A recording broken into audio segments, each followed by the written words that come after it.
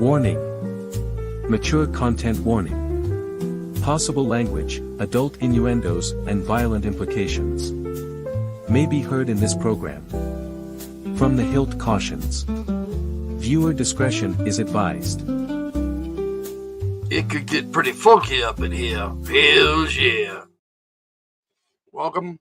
I'm Logan, your narrator for Duel of the Masters. I haven't read this one yet, so that's going to be fun. I know it's been a minute since we've seen each other. It's just been, really.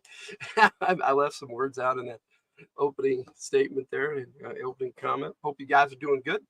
We got a tiger in the house. It's been what? I like that. Easley or Elmore, of course. Elmore. I know Easley is a good artist too, but I prefer Elmore. You, Ray, it looks like you prefer Easley. But that's cool. That's cool. Then we got a Bobby Catalano in the house. How you doing, Bobby? Well, hello, Bobby the Blue Chick. Nice to see everybody. Only a few of you have shown up just yet. You slept terrible. Oh, that sucks, Bobby. You love Elmore too, but I often feel it's more cartoonish. Yeah, I don't know. I think some of the images that Elmore presents, especially dragons, I prefer his dragons over Easley's. Glad everybody's having a good day today. I'm sorry you slept terrible, Bobby. I hope you're doing good, Ray. I was wondering if Jess is going to join us. That would be cool. She might. Are you at home, Ray? I kind of wanted to talk a little bit about our break. I'm sorry it took so long to get back. Tigers don't cry. There's no crying tiger emoji. Tigers don't cry. Okay. No, there isn't a tiger crying emoji. We had 10 episodes up to this point, and the last one was kind of broken up into 2 different streams, and it was weird. But here we are, and we'll consider this season 1. We went vertical. We'll see how that goes. We'll see. YouTube's pushing verticals right now, so we're going to do that today. We're going to go over the poll. Now, I've got these lined up for you. Let's see. Red box cover. Red Dragon is amazing, though. Yes, it is. I have to admit. That is awesome. Figured T. Okay, so in the poll, what do you want to read next time? Jess is asleep. Oh, all good. It's the norm with no sleep, just worse with not feeling well, I guess. Yeah. I hear you, Bobby. I hear you. It's no good. All right, so first up, what we could read next, we could read Dragon's Ransom, but that's not the first one. It's supposed to be this one, Circus of Fear. Circus of Fear. Now, I have that one. This is a lot of fun. I got used to this vertical thing. So, Circus of Fear. And then we got Dragon's Ransom, of course. There's the cover for it. And I like this one. I think I've only read this once, though, so it should be fun. I do enjoy this one. I read this one a lot. King's Quest. So we got Dragon's Ransom and King's Quest. I know that says Alameda County Library there on the pick, but mine does not, because I did not scan this. I just grabbed the pick off the internet. Mine is one I purchased in the store. What we got going on in the comments? Let's see. Try taking a 6-hour airplane flight that's only supposed to last an hour. Yes. We talked about that all last night.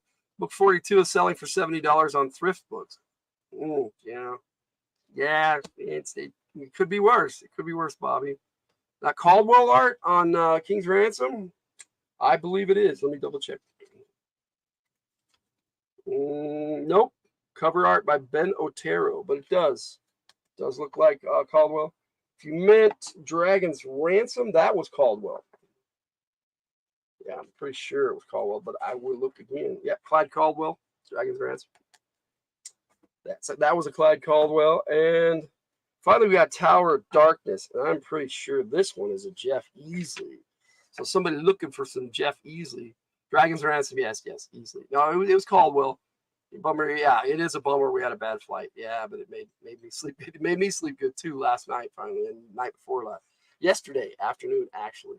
So this is Tower of Darkness, and I got the cover for that. So you can have a better look at it. Here it is. And yes, it is a Jeff Easley cover. So got you some Jeff Easley. And I actually have another Clyde Caldwell for you. This one was the one we're reading today, Duel of the Masters. There's a cover for that. And check out the comments. Let's see. Good sleep is amazing, though. I agree, Bobby. I agree. Yes, Dragon's Ransom was Clyde Caldwell, and so is this one. That dude missed his nose. Yes, completely. I will pop that off of there, and we'll talk a bit more and see if we can get some more people coming in. But 3 people is enough to do a quest. That's how we start every quest, and maybe we should just get going. Sounds like an epic quest already. Starts with 3. Maybe we'll pick up some more along the way. Let's get some music going back on here in the background. Have some fun. We'll do our medieval love.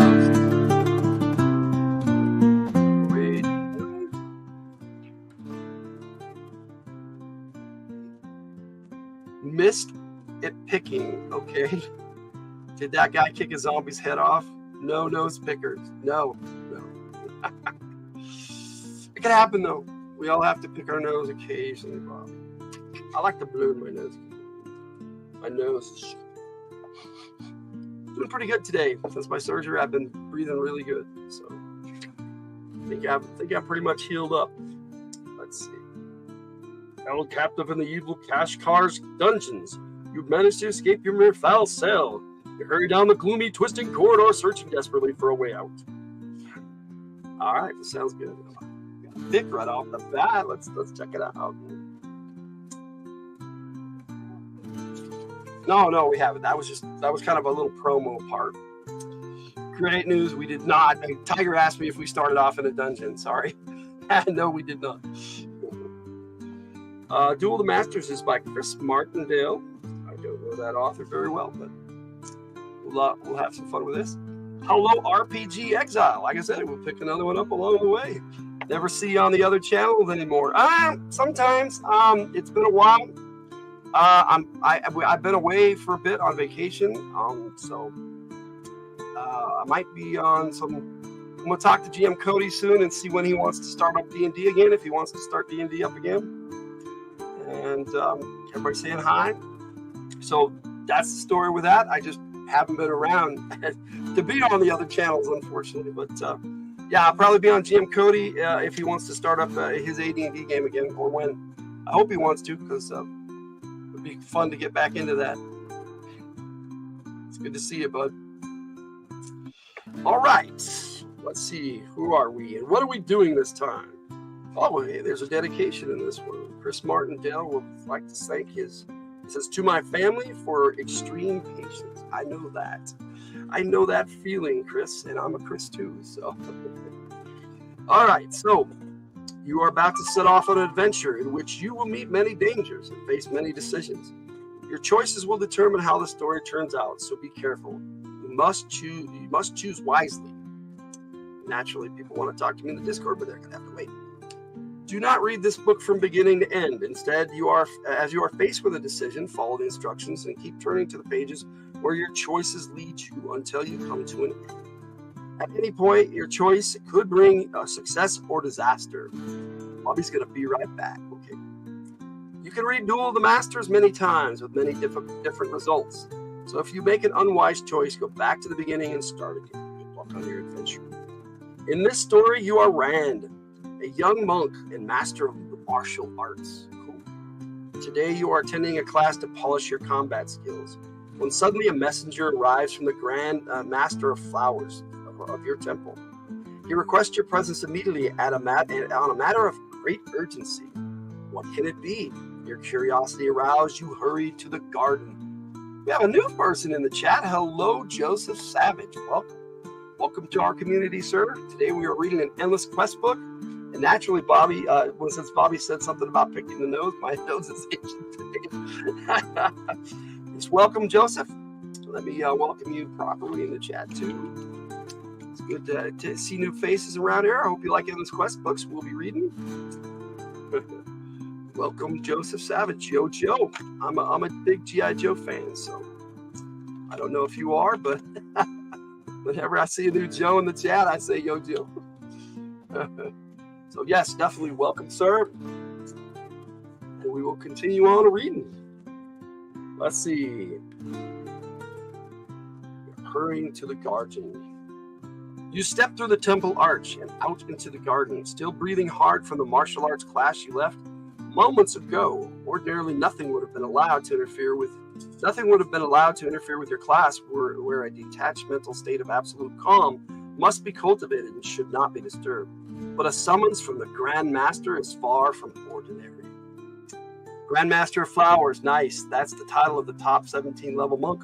Yep, exactly. Well, this is a D&D book, man. Hello, Joseph. Yes.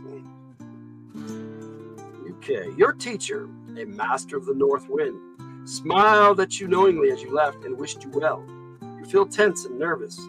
Though you have been at the school ever since you were a young boy, you have never before met the Grand Master of Flowers. Walking down a beautiful garden path, you find the Grand Master sitting on a straw mat amidst the bright-colored flowers he tends each morning. He is ancient and seems frail, but you know looks are deceiving. The Grand Master has attained a high level of skill. He possesses quivering palm, the ability to start vibrations in the body of a victim, which can be controlled so that the death occurs when the Master stops them. You bow before him with great reverence and respect. The frail old man is not alone, you see. Another man stands beside him. This man is large, a good foot taller than you are, and a foot broader as well.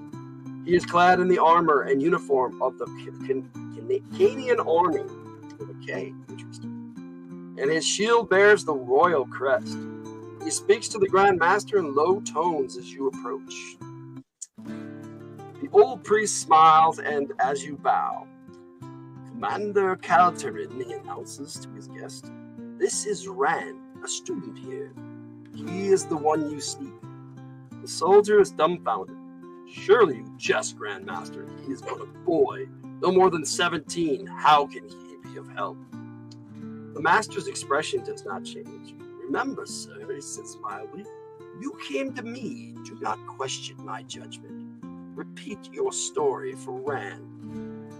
The commander scowls, and you think for a moment that he might walk away in disgust. Then he sees the gleaming eyes of the Grand Master watching him intently. He bows in resignation and turns to face you. Speaks in low tones like Victory White. Yes, sir. I've come from the capital of Cania in search of aid, young sir. The feud between our country and neighboring Belgard has worsened of late, and there is rumor of war, something neither country can truly afford. The greatest danger of all, though, is not beyond the border, but within our own royal court. Hamadryad, our king, has taken on one called the Kashkar as his personal advisor. The name seems bitter on the soldier's tongue. Mark my words, this Kashkar is evil and hungers for power. Because of this man's influence, the king is turned against his most trusted aides. It is the Kashkar that pushes us toward war. I'd stake my life on it. Those darn Bell Guardians. You got that right. Who is this Kashkar, you ask? It is said that the Kashkar was once a master at the Temple of the Moon in Belgard, but was banished from there long ago. Now he heads an assassin's cult called the Dark Moon, and trains them in secret ways of killing. I tried to warn the king against this villain, but he refused to listen. Why not overthrow him yourself? Asked the Grand Master, shrugging. Why is it necessary to seek our aid? This isn't our concern. I have seen the Kashkar and his dark disciples fight. They make our soldiers look like clumsy children. I realized no one could fight these fiends unless he was skilled in their ways. First I despaired. The Temple of the Moon lies halfway across hostile Belgard, and I know I could not reach it.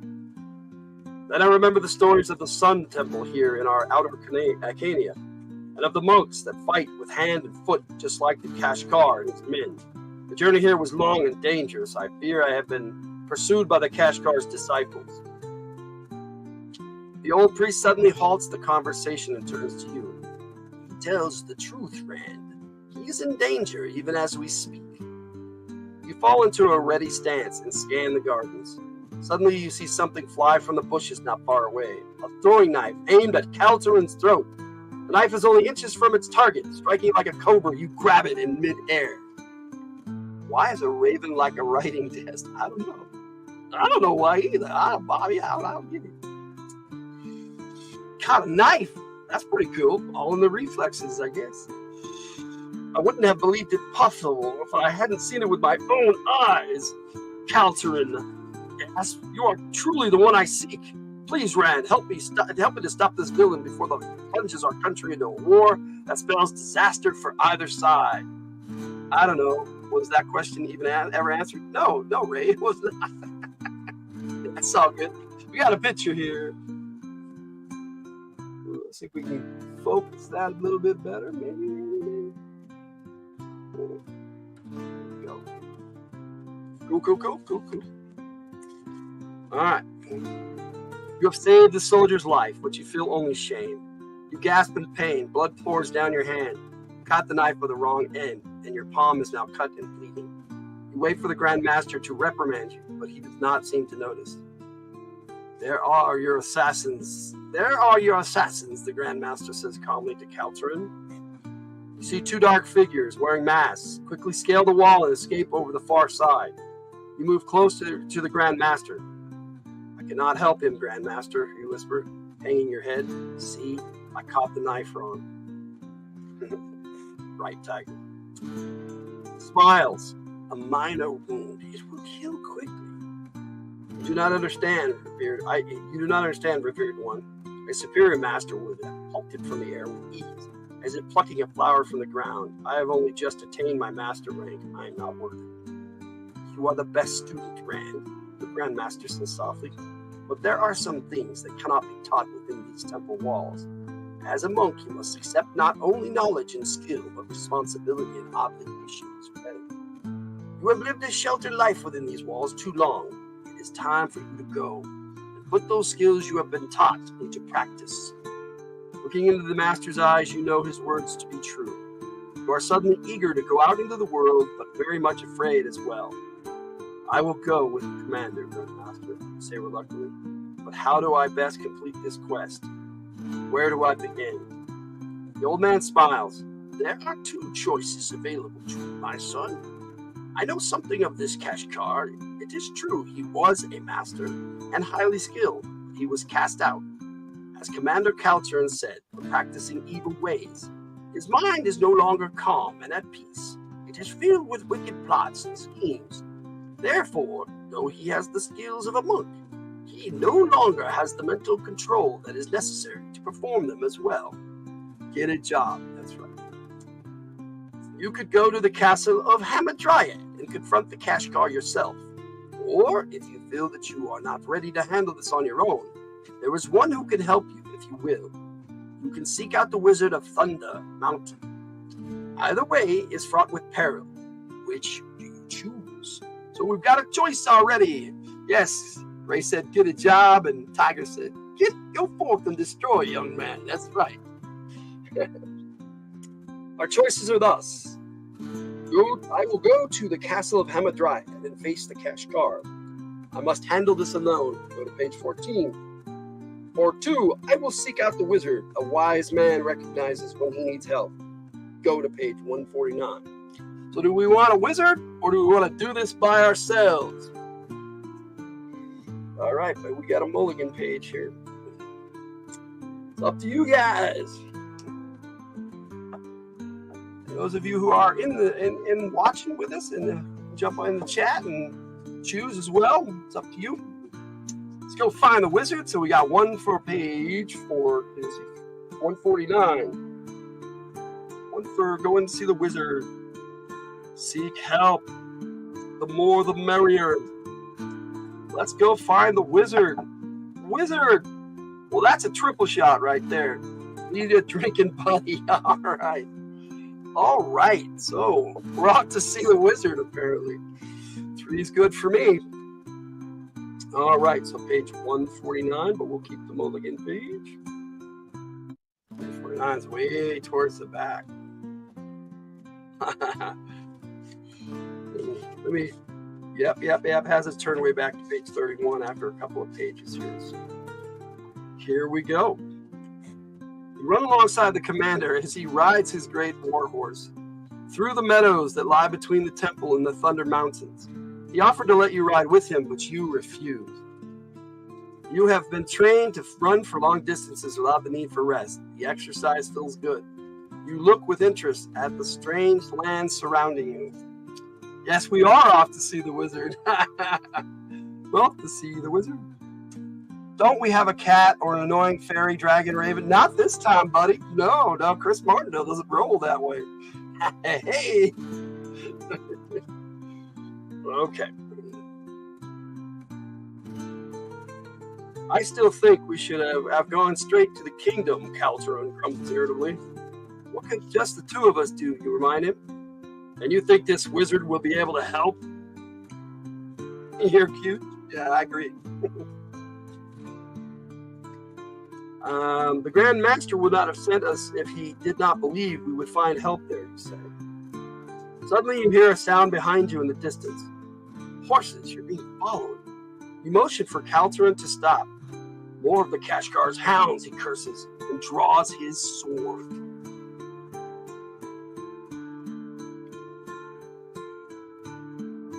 Let's see.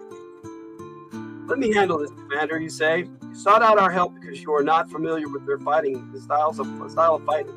I will face them alone. You stand in the middle of the path, armed only with your staff. No one fights my battles while I watch, the commander roars in anger, leaping off his horse.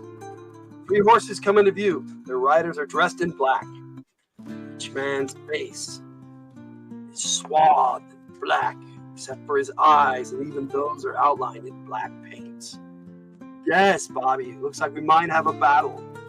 If I can get that up there, yes, sword. Hold my beer, that's right. America's new motto. Thus does the Kashgar himself hide his face, Calderon whispers to you as the assassin draws near. Stand aside, monk, hisses the leader. It is Commander Calderon we want. You must pass me first, you reply. Ninjas! Yeah, we haven't got to the wizard yet.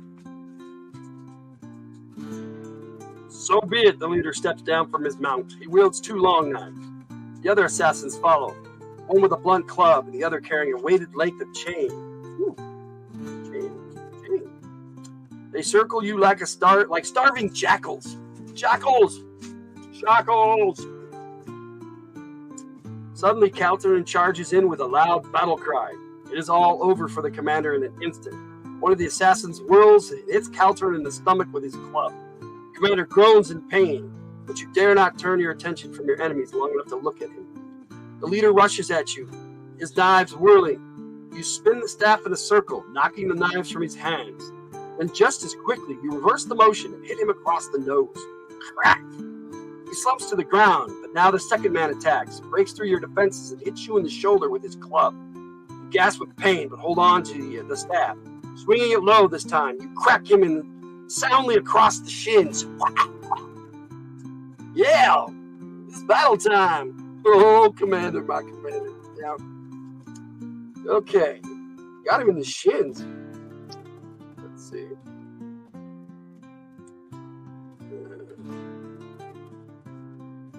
He collapses. Nice. A chain whips across your staff and jerks it from your hands. You stand unarmed as the last man advances, slashing the air around you with his lethal chain. You remember what you have been taught. A chain is a distance weapon. The way to defeat it is to get inside. Watching the whirling chain closely, you time its rotations. Just as the man swings it, getting ready to take your head off, you rush in and hit him hard in the abdomen. He falls to the ground. Kill me, he cries defiantly. You are too late to help the king anyway.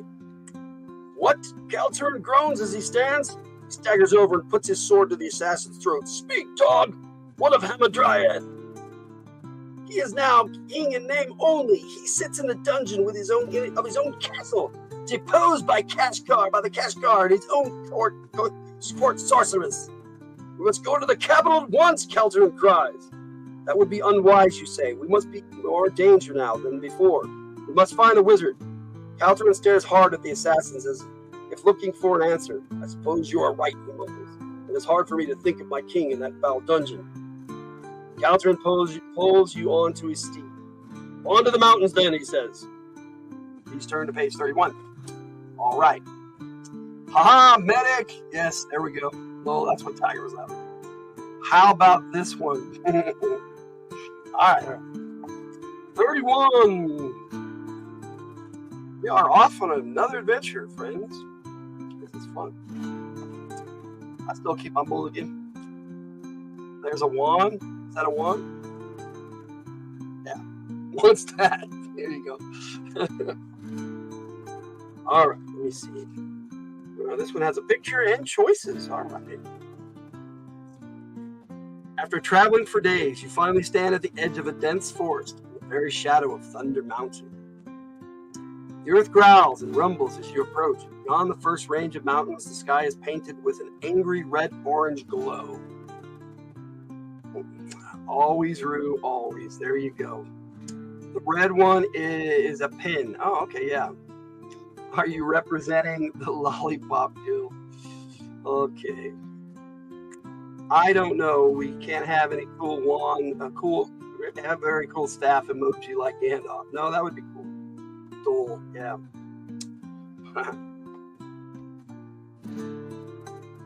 There's our destination, you announce. The Grand Master told me that the wizard dwells in the heart of the volcano. You've been afraid to reveal this information to Calderon, fearing he might refuse to enter such a dangerous place. To your surprise, however, he accepts the news calmly. His loyalty to the king must be as strong as his brave heart, you think. He's a good man to have at your side.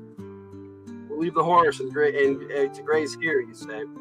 From here on, the terrain will be difficult, and best travel on foot. You should drop your armor as well, Commander. Its weight will hamper you if we are forced to climb. Not on your life, monk, Calderon says with an oath. Too often this metal has been all there has been between me and a sword blade. You just worry about yourself. I'll be fine. Hey, we have Superior Cyber Godzilla jumping in. How you doing, bud? It's good to see you. Yeah, everybody saying hi. A blind stick. There you go. Hey, Superior. That's a good stand-in. Okay. All right. We're into it there, Superior. We're on our way to see the wizard, apparently. We are a martial arts monk. It's pretty cool. Okay, we've already kicked some ass, too. Okay. Shrugging, you start off into the thicket, whacking at the stickers of thorn branches with your staff to clear the path. The jagged mountains loom high above. The jagged mountains looming high above give you an eerie feeling. You've heard stories about Thunder Mountain, dark tales of the monsters and demons that lurk there. Would you look at that, Calderon says. When you reach the far edge of the thicket, a great stone wall... am I in the right spot? Yeah. That is odd. It just starts... When you reach the far edge of the thicket, a great stone wall separates Thunder Mountain from the rest of the world. It stands 20 feet high and is so long you cannot see the end. The only break in the barrier is a gateway directly across from you. The gate's giant oaken doors are closed and bolted. What we got going on here? And chopsticks for 2 staffs. There you go. Twin Joe sticks. Yeah, that might work. All right, so almost to the choice here. The wizard guards his realm well, you say grimly. Something moves near the massive doors, and you see a figure standing there. An ogre, Calderon says in dismay. The monster stands nearly 10 feet tall, a lumbering hulk with arms like tree trunks, crooked teeth that seem too big for its mouth, twist its face into a perpetual snarl. It carries a club in one hand. The ogre appears bored, however. It is blinking its eyes sleepily. Oh, fun stuff going on, Bamboo. All right, we got a picture of the ogre, and then I will read our choices. Get my big fat fingers out of the way. Here we go. Pretty cool. Cool. Careful, ogres have layers. Yes, they have layers like onions. Sleeping. Yes. All right. Our choices are: I say we attack, says Caltrin. If you agree, turn to page 60. I believe we can outwit it and sneak past, you suggest. Turn to page 100. I've been taught to treat all living things with respect, you say. I will ask the ogre if we may pass. Caltrin thinks you're crazy. Turn to page 117. We got these guys. Nice guy, just have resting ogre face. So, attack, outwit it, or ask to pass. We have three choices. Ask him to pass. Ask the ogre if we may pass. All right, we got Bobby saying, ask the ogre. Well, works for a wizard. The wizard's a good guy. Maybe his ogre is. You might be right, Bobby. This will be our new mulligan page.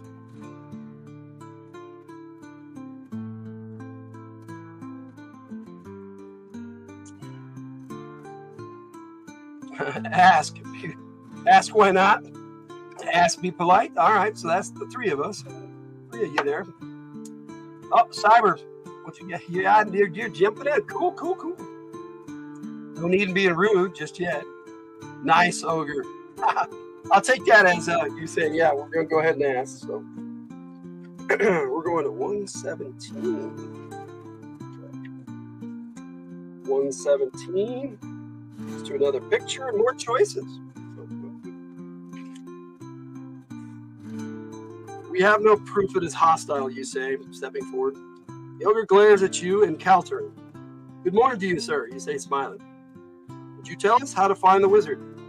The ogre raises its club. What you think? Quad is travel guide? Quad is guardian, and guardian smash. He rushes toward Caltrin.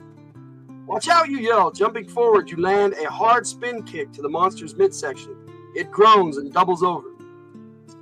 Not such a nice ogre after all, there, Superior Cyber Godzilla.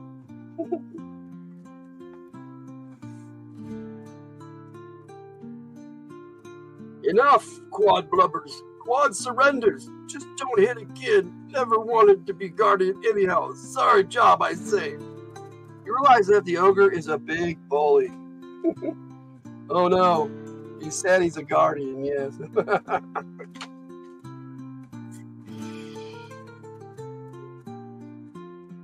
Okay. You realize that the ogre is a big bully. Then let us in, you demand. Yes, master. Quad whines, staggering to its feet. Don't hit poor Quad. Stumbles over to the gateway and slides the bolt, opening the doors. Go, just leave Quad be, it whimpers. How do we get to the wizard, you ask? The ogre shrinks away. Go to the stone that talks. Beneath it is river, flows down to Coughing Mountain. That's funny. I put a GIF in on the Discord with a talking stone. I didn't even plan that. That's funny. Yeah, he's just doing his job. Yeah. What's he the guardian of? Not something at the door. The path, lol, yes. The path. Oh, now he's kind of cute. We got a cool gamer joining us. Hey, buddy. Joining us, if I can speak. Joining us. How you doing? Good to see you. Thunder Mountain. Hey, cool gamer. By saying hi. All right, we're going to continue on here. You walk into the valley beyond, a flat, barren land surrounded by crags and high cliffs. The volcano glows from behind the mountain. At the valley's far end, a mountain formed in the image of a mile-high stone. Wow. Look at this boulder, Caltrin points to a large rock along the side of the trail. You lean down to read it. The boulder reads, one head has 2 eyes. One eye has 5 heads. All it reads. we got a picture. Let's see if I can do this right. It looks like we're going to have a new mulligan page. There we go. I don't know what that's about, but it looks like we're going to kick some more butt. Okay. You're already saying the left-hand path. We haven't even... That is a nice boulder. Yep. Okay, you must be the talking rock, you say. Quick, help me shove it aside. Calterin joins you, the two of you pushing it against it with all your weight. Scoots an inch, then two. Before long, you can see a narrow hole beneath the boulder. Listening, you hear sounds of running water down below. What is a mulligan page? Oh, well, that would be the last choice we had. Like back here when we were at the ogre. I keep the last one in case we die, so we can go back and continue from where we left off. Sounds like a two-headed cyclops and a hydra. A do-over, yes. Mulligan page is a do-over, yes, exactly. So mulligan, you get to do it again. We started calling it a mulligan page way back in like the first or maybe even the first episode of Endless Quest Books and Me. Let's see here.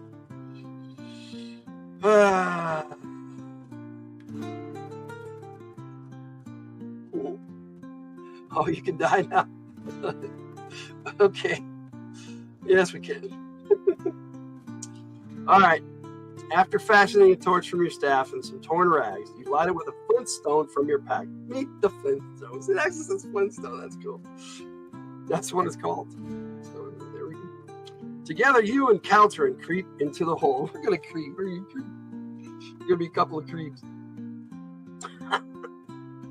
Okay, you find steps leading down, and soon you stand at the edge of an underground river.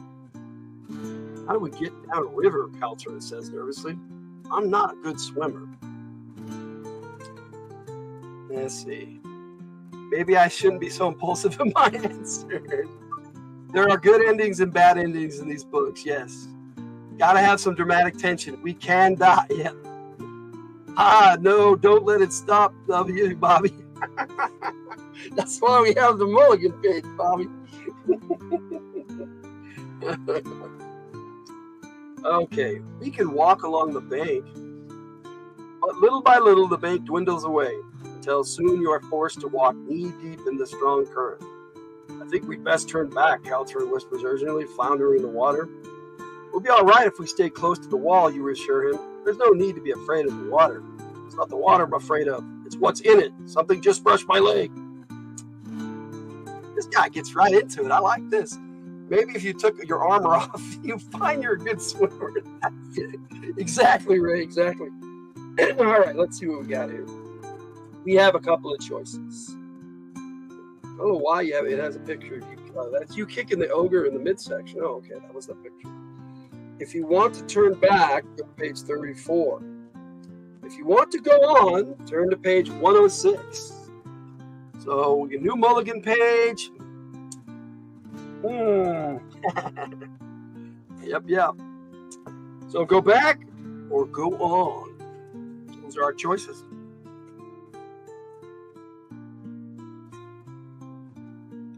I'm kind of liking this guy's style of writing.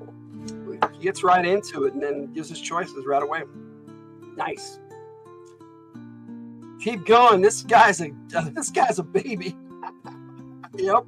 Let's go on. So that's 2 go on. 2 for go on. We got the 2 votes. Man, this is fun. I'm happy finally doing this again. Split the party. Hey, I can't do anything. It's up to the book. That's not one of the options, Ray. I'm just the narrator. No splitting the party. You've played in my game before, Bobby. That's always bad. Not really. I've gotten over that as a game master. I can run games with a party splits up now. I don't punish him for splitting up. I used to, though. We got 2 for go home. Who wants to split the party, but that's not one of the options.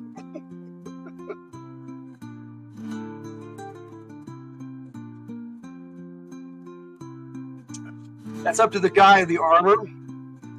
So is that a vote? Oh, you want to go on? Okay, that's 3. That's enough. That's only safe in a mag game. Yeah, this is true. It's because you're playing a bunch of badass soldiers in the mag game. Let's go. Yeah, let's fucking go, Bobby. All right, so page 106. It's probably just a fish or something floating downstream, you shrug. Let's keep going. Just try to ignore it. I guess you're right, Caltrin growls, looking around nervously. As you both start wading again, you decide not to tell him that something large brushed your leg as well. It's only a fish, you tell yourself. The water's growing deeper, Caltrin says, his breathing shallow and rapid. If I'd known it was going to get this deep, I would have turned back long ago. Oh, creeper in the water.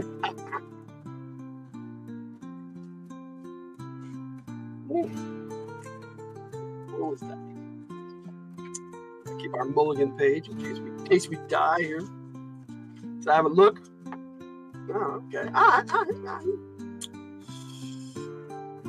Okay.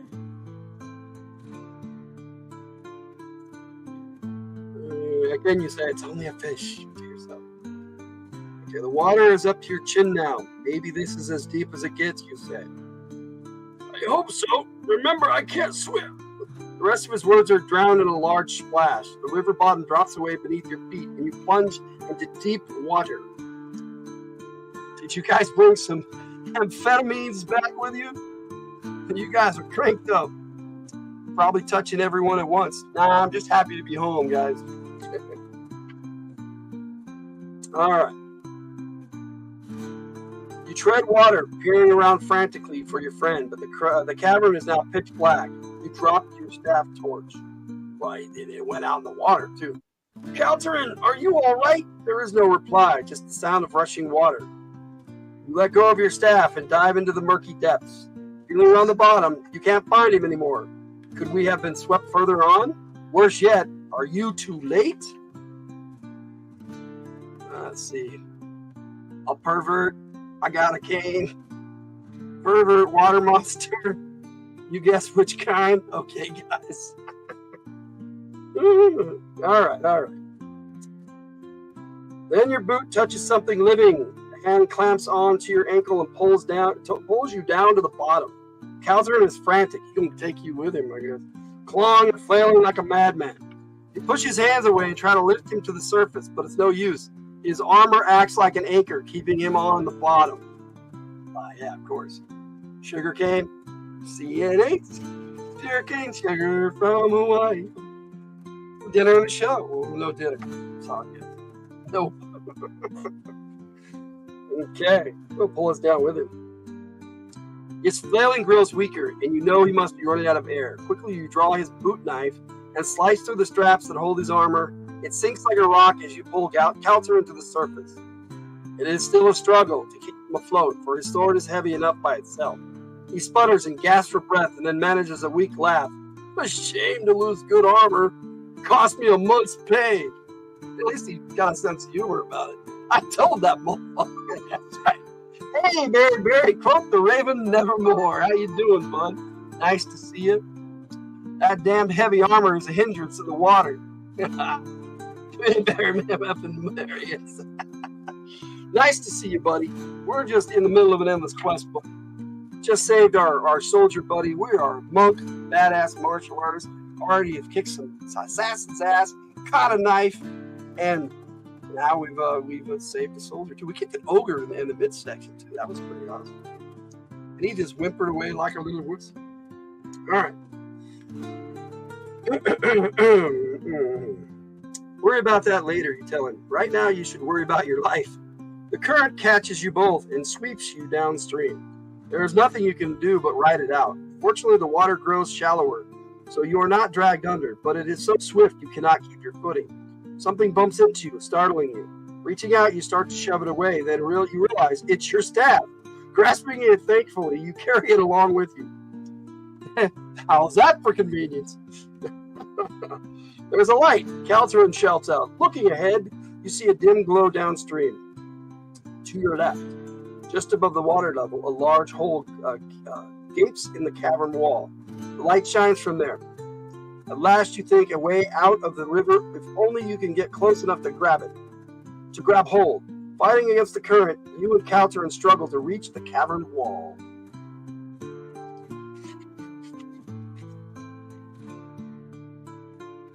Barry saying hello.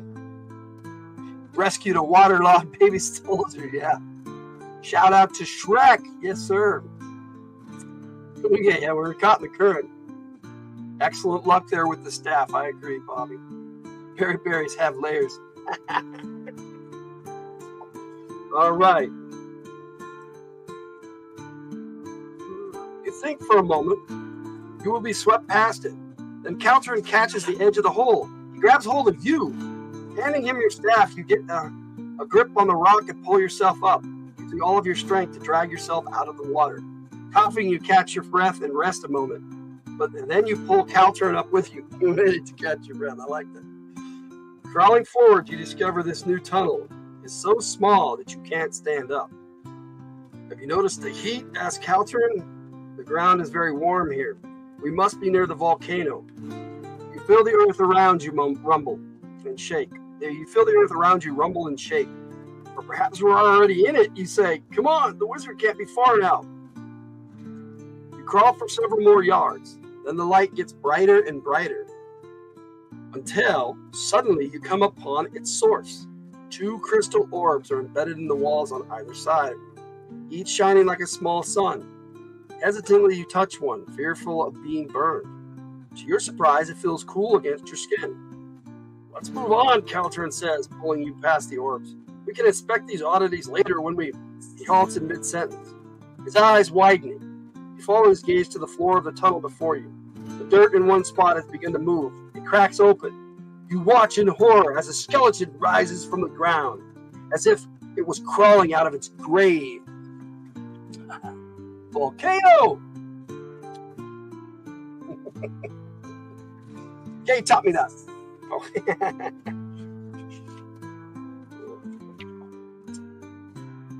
All right. The fearful creature holds a glittering sword and wears a skull's deathly grin.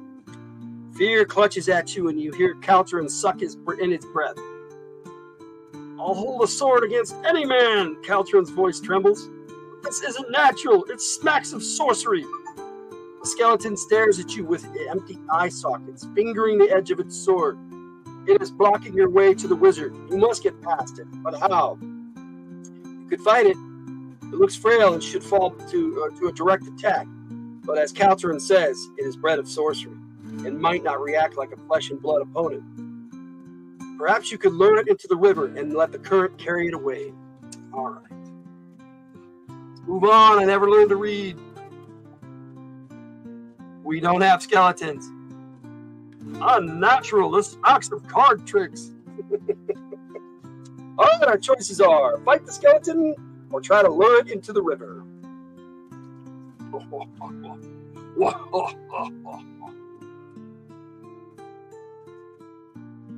Yeah, this is jumping. I like this book. I'm glad I picked this one up earlier this year just for this show.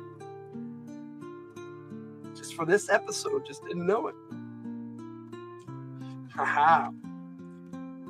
So we gonna fight or we're gonna lure him into the river? Bobby wants to fight. That's one. No talking option? I don't think I would work against a skeleton anyway, bud. Lure it into the river or fight. Bobby's quick to fight. All right. This will be our new Mulligan page. I did not. Nope, I do not see Tiger's response. He's asking if I gotta go. If you lure him into the river, you might see him again. Let me look on YouTube and see if it's over there. Nope. Oh wait, there it is. We don't have skeletons, though. That's the last one I had. Nope, it did not. It did not come through. Not even on YouTube. Tiger's response did not come through. You lure him into the river, you might see him again. There you go. There you go, Bobby. Lure him in, and lure him with what? Some flesh, protein powder? Monk smash. All right, so we have 2 for fighting. I don't see Tiger's choice. No, me either, Ray. It's not just me, so. Well, you're like 5 feet away. You can always just tell me. See what? We see that one. There you go. We did not get your choice back there. Yeah, y'all who are watching can jump in and make a choice if you want. I just see what.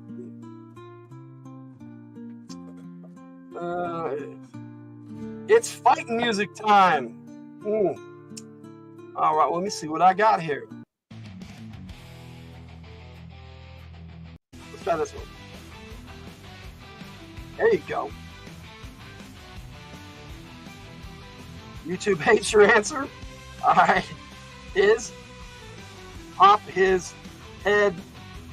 Let's do this right. Pop his head off. There you go. So that's for fighting. Don't be so offensive, Tiger.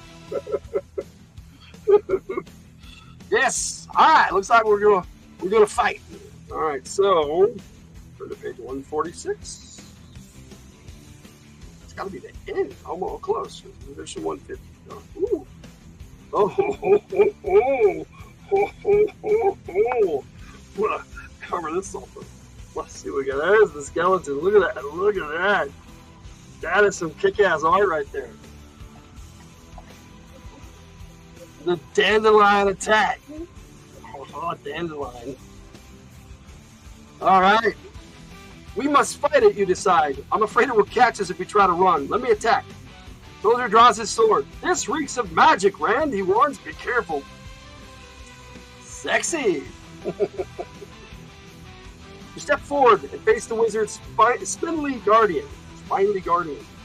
Holding your staff before you, the skeleton attacks, its short sword slashing through the air. You spin and crack the monstrosity across the face with the butt of your staff. The scroll shatters from the blow. The ground is littered with bits of broken bone, and the skeleton drops to the earth. You did it, Caltrin exclaims, but you are not so quick to declare victory. The wizard's sentry was beaten too easily. Suddenly you see that the broken bits of the skull on the floor are disappearing, swallowed up by the ground. You see a squirming movement beneath the dirt. Then a new skeleton sprouts from the fallen fragment of bone. Where one stood, there are now 9, all armed and moving towards you. Horrified, you start to retreat, but Caltrin puts his restraining hand on your shoulder. They would be on us in a second, lad, he whispers. Best to confront the enemy head on than die with their swords stuck in our backs. You both ready your weapons and face the approaching phantoms, knowing that for each one you kill, several more will take its place. You will never reach the wizard. The end. Oh, we die. You called it, Bobby. Let's see what we got. What we got going on? Creepy skeleton off with his head. Nope, didn't work out that way. Soldier smells magic now. Yes. Heightened senses. How come Bobby gets to say that? YouTube really hates me. Run! Well, there's no running. Yeah, why?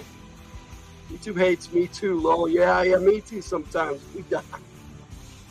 Just to say, wait. Why did we die? We got overwhelmed by skeletons. That's what happened. The skeleton cheated. There you go.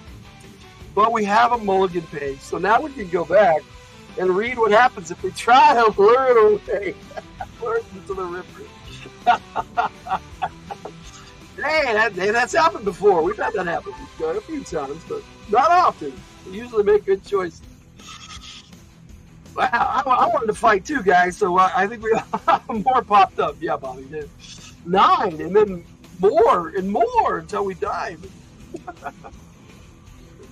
All right, so off to page 59. Maybe we won't get to see this wizard. As I turn to a different page right away. And, that leads to a choice. All right, cool. Mulligan page is done. Cheaters, I agree, Bobby. That was some messed up stuff. It was an endless stream of skeletons. Yep. Go back and see what happens if we don't cook for the wizard. Now we're going back to see what happens if we try to lure it into the river. That's our mulligan game. Lots of people trying to say hi to me right now. Do they not know I'm live? All right, let's see. The crouching skeleton takes a single step forward, jabbing its sword at you. The sight of the thing raises the hair on your neck. Neither sword nor staff can kill something that isn't truly alive, he whispered to Caltrin.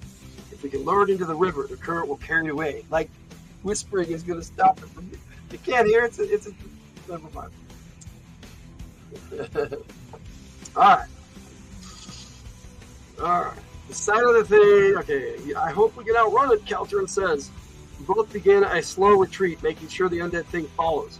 You are just about to make a run for it when, without warning, the skeleton stops, trembles, and collapses to the tunnel floor where the dirt swallows it up. I love it. Bobby Catalano. Yeah, that's bullshit. We kill all undead all the time. Yep, that's right. Why whisper? Yeah, there you go. Well, yeah, we do kill undead all the time. Ray's right. You look at Caltrin puzzled as he shrugs. You notice that you've walked past the shiny orbs in the walls. This gives you an idea, and you stick your hand in between the globes. Immediately, the skeleton springs back to life, sword in hand. When you withdraw the hand, the nightmare crumbles. It's an intruder alarm, you say excitedly. The skeleton comes to life when someone steps between the orbs. Now that we know how it works, how do we get past it? You send your staff in a circle, shattering both globes with one motion. There is an explosive flash, and the tunnel is plunged into darkness. Turn to page 72. Alright, we're out of mulligans. So we'd have to go back to the beginning and start over. The first choice.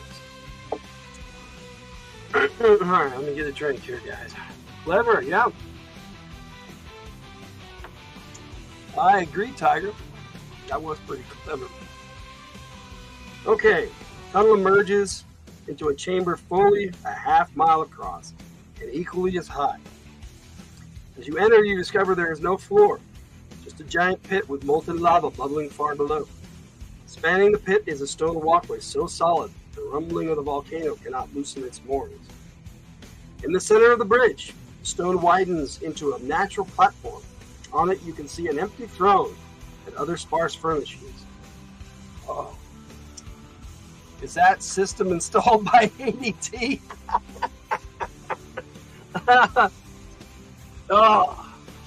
It had to be Allstate because it was in good hands.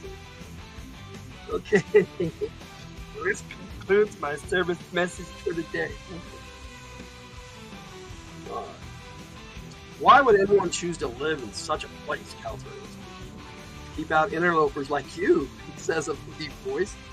Oh, to keep out interlopers like you, says a deep voice. You blink. There is a man seated on the throne now. He is frail and ancient, his face all but hidden by a silvery beard and bushy eyebrows. Long ago, I grew tired of being harassed by men demanding that I grant them their selfish wishes, he says. Right? Yeah. This fiery mountain affords me the solitude I crave, keeps my old bones warm, and limits my visitors to only the most persistent. I must say, however, that few have been as persistent as you. You've come to find a way to defeat the cash dog. Yes, Rand, I know all of that. And their names as well. Come forward, then. I will give you your answer. Presumption. To keep out metal-clad babies like you. There you go. He's not metal-clad anymore. Startled, you walk fearfully out onto the platform. The wizard stands and motions you toward a large basin filled with clear water. The cash car stokes the fires of war, hoping the flames will grow out of control. Then, from the ashes of two kingdoms, he will rebuild only one with himself as ruler. Spooky.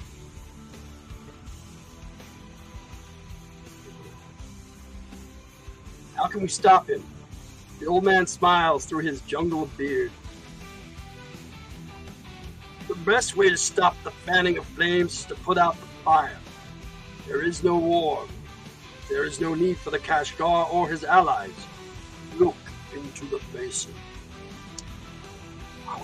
Also, good point. Good plot. Yes, I agree. That's pretty cool. You look in skeptically, expecting to see only your own reflection. Instead, you see a picture of a dimly lit castle chamber.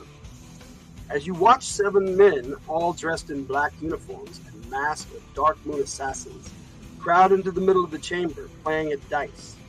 On one side of the room lie 2 figures, bound and gagged. They are young men about your age.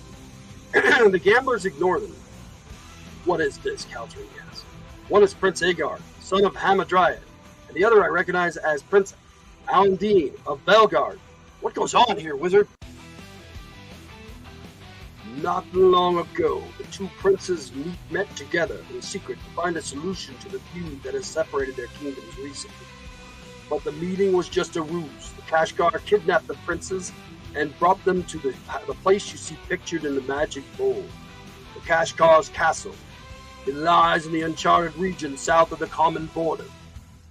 The Kashgar told each king that the other king holds his son prisoner. Such is the plan of the Kashgar, to set kingdom against kingdom, through trickery and deception. See, here he comes. Prince Aladdin. They stole the princes. Nice twist. Yes.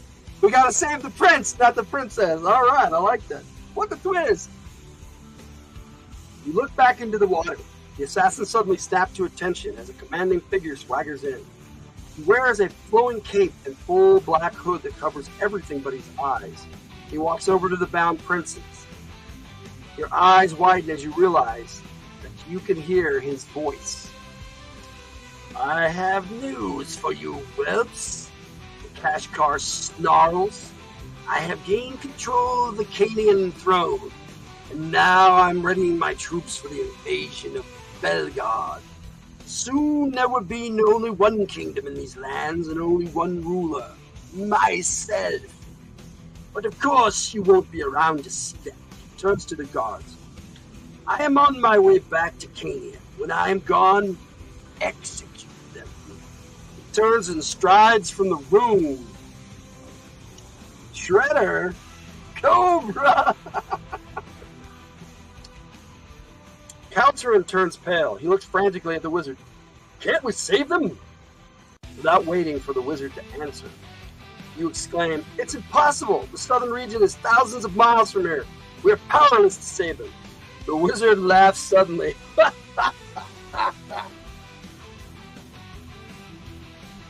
Speak not of power in my presence, Rand, for you have yet to learn the meaning of the word. He claps his hands just once.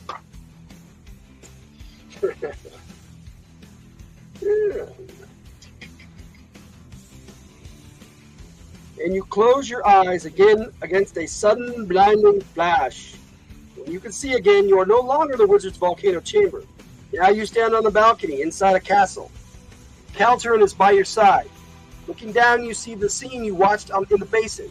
A door is closing on the Kashgar, and the guards are even now drawing their swords for the execution.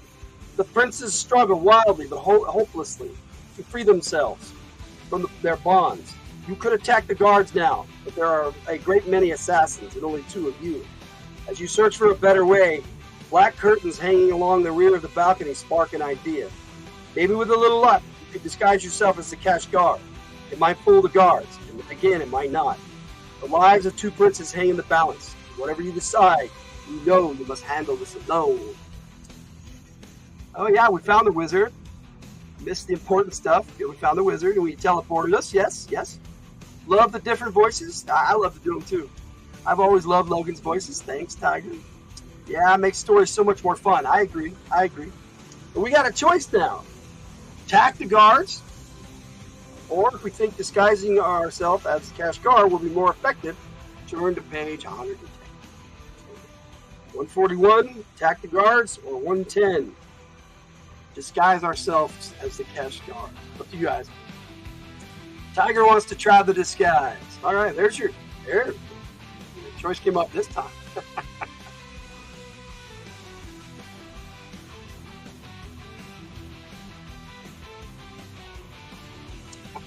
Leave the battle music go. Seems like this book is all battle.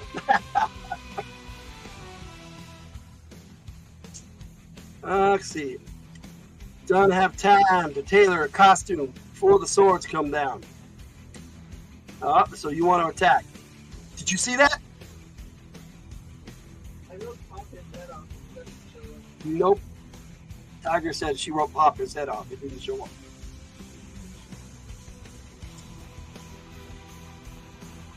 I did not see your comment. I did see the one try to disguise. We got one for disguise and one for fight. What you think, Bobby? Want to fight these 9 assassins? Or you want to try to disguise yourselves as the villain? Oh, you can't choose? Oh, yeah, we got a toss-up here. No attack, use the disguise. Okay, there we go. All right, we're back to it. All right, let's do it. Let's try the disguise on page 110. Ooh, all right, let's see what happens here. I'm really digging this writer. We can't attack, you decide. The princess might be hurt in the battle. You gotta get the guards away from them. Quickly you whisper your plan to Caltrin, then pull down the curtain. Caltrin slashes off a large piece with his sword and cuts eye holes in it. You tie the makeshift mask against your head. It will not pull anyone up close, but it will serve your purpose. You wrap the rest of the curtain around your shoulders so that it resembles the Kashgar's cape. Looking down from the balcony, you see the assassin standing over the princess, swords drawn. You must do this alone, my friend, you tell Caltrin. You go and find a way out of this place. Once he has left, you lean out over the balcony. All by ourselves? We were all by ourselves? No one's looking. Stop. Do not kill them, you yell in your deepest voice. We have been betrayed. The Canadian army is at the gate. Assassins stand still, staring up at you in astonishment. Do they believe you? You can't tell. For a minute you think you have failed, then suddenly they turn and run from the chamber, leaving the princess behind. You drop from the balcony and start to untie the young men.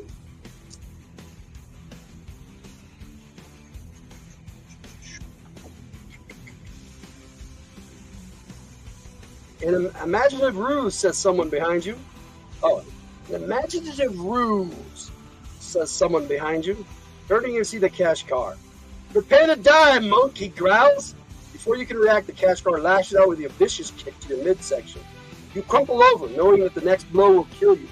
Suddenly, Caltrin appears from nowhere.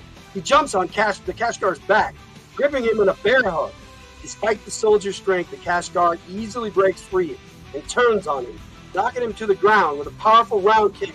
He lifts his boot over Caltrin's face, intending to slam it down on his throat and kill him. Now is your chance.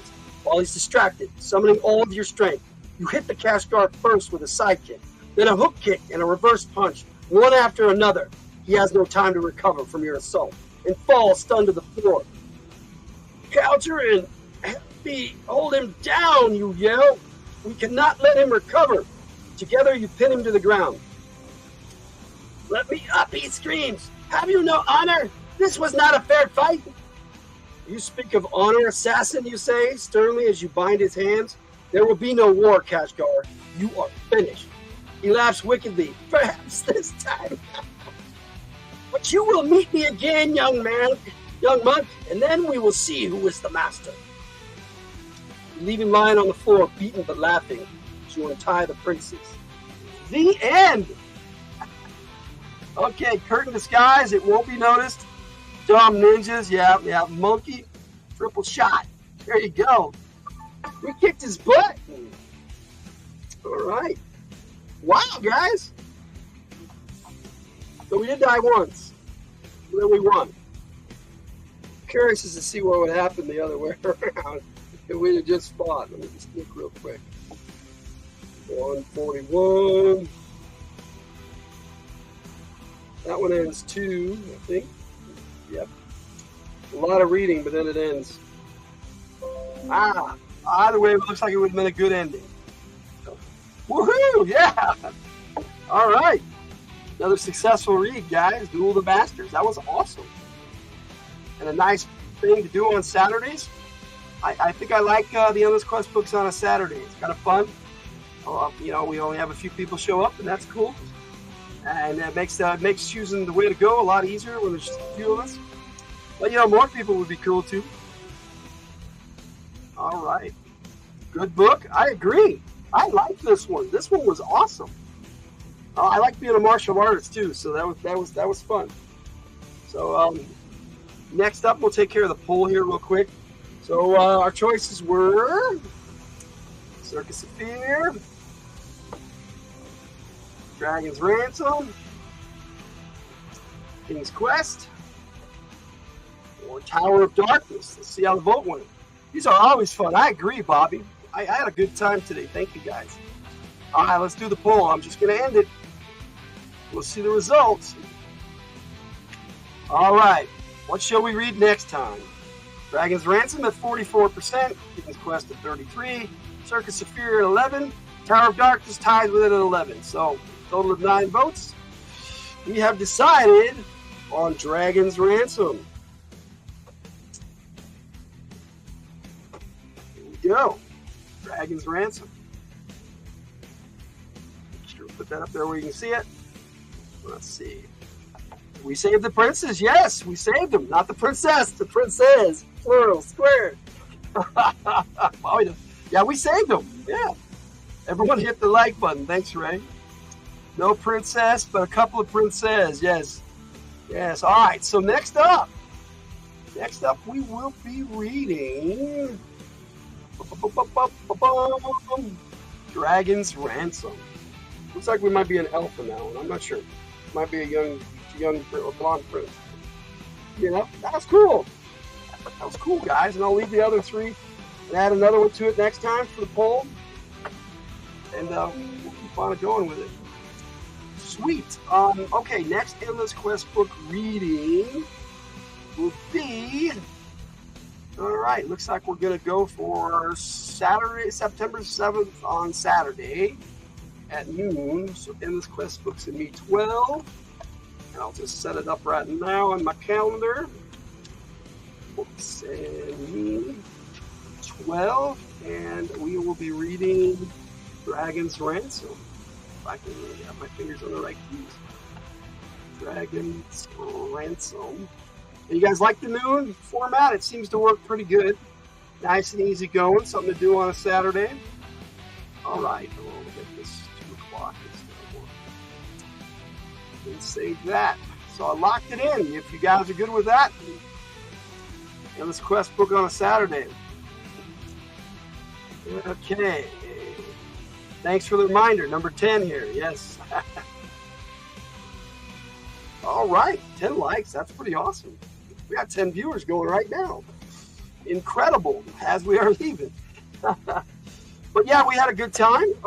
We read Duel of the Masters for those of you who are just jumping in with us. Let me get the next one off the screen there so you can see we read Duel of the Masters today. And this book flowed really well. I enjoyed this one. And we did die once too, so it wasn't easy. Let me see. The quest never ends. That's right, sir. It's endless. Nice read. Thanks for listening. Yes, thanks for being here, everybody. I appreciate it. So I think we're done today. But I'll be on Spine 6 Live tonight, I'm pretty sure. I haven't heard that otherwise, so I got to check and see what I think it's Wolverine, our topic tonight, or it might just be mutants in general. It's all a lie. Depends on the book, sir. Because that one tiger one, that one seemed to last forever. Take care, Bobby, and thank you so much for being here. And, on that note, thank you for being here again, and everybody who joined us. But I'm gonna have to say, Logan out.